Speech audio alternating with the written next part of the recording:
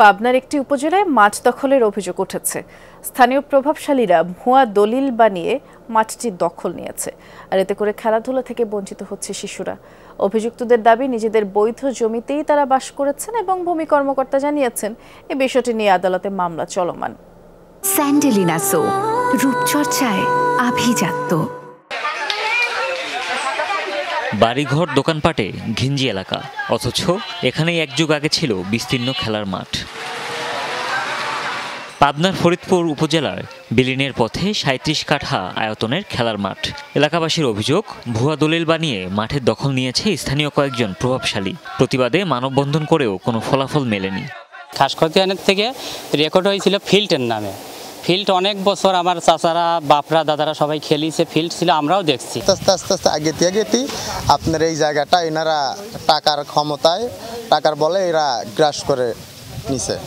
স্থানীয়দের দাবি, এতে চিত্ত বিনোদন থেকে বঞ্চিত হচ্ছে শিশুরা, ব্যাহত হচ্ছে মানসিক ও শারীরিক বিকাশ।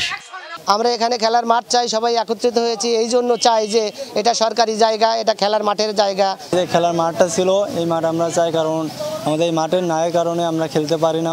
অভিযুক্ত দখলদারদের দাবি, খাস সম্পত্তি হলেও বৈধভাবে বসবাস করছেন তারা।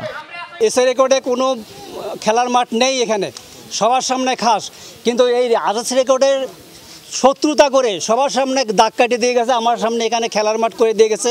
এইখানে কারা যেন আসছিল বেলা টাকাটা বই লিখে মানে খেলার মাঠে রেকর্ড ছিল, কিন্তু তার আগে ছিল না।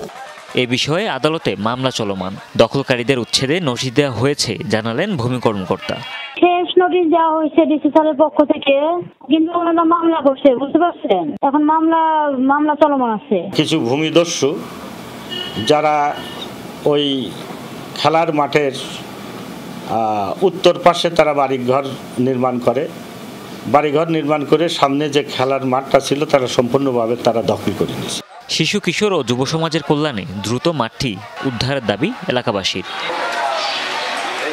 হুমায়ুন রশিদ, যমুনা নিউজ।